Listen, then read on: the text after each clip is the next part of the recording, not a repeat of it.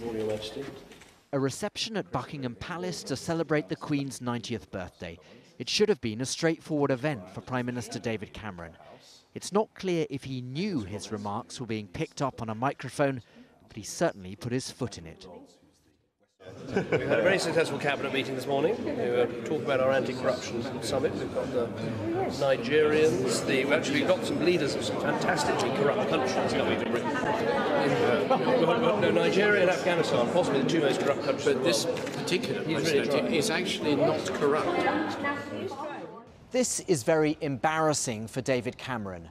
The presidents of Nigeria and Afghanistan know that their countries do have serious problems with corruption, but they won't want to see Mr. Cameron appearing to enjoy telling the Queen just how bad those problems are. And anyway, he's in no position to be too critical. The Panama Papers showed us the extent to which Britain and its overseas territories are complicit in helping politicians from countries like Nigeria to hide their ill-gotten wealth.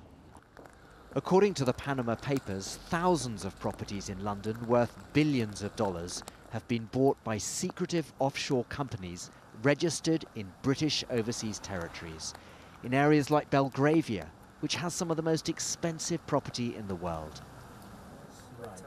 This man is a Nigerian anti-corruption campaigner visiting London for this week's summit. On this street, a house worth $8 million was bought by offshore companies owned by the wife of a prominent Nigerian politician. It's a glaring contrast to how most people live back home in Nigeria.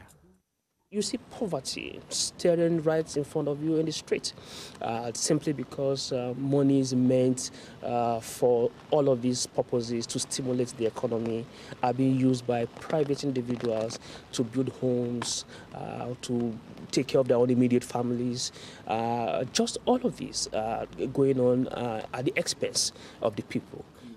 The Commonwealth Secretary-General, who'll be hosting Nigeria's president on Wednesday, told me that corruption is not just a developing world problem. It's something which all countries face, and those who wish to undermine our democracies are joining together. So they have, if you like, a conspiracy of their own which infects all of our countries. And the real issue for us is, what are we going to do about it? And that is the purpose of this week's summit, to find solutions to a problem that undermines all our lives. A big challenge, not made any easier by the British Prime Minister's undiplomatic remarks. Barnaby Phillips, Al Jazeera, London.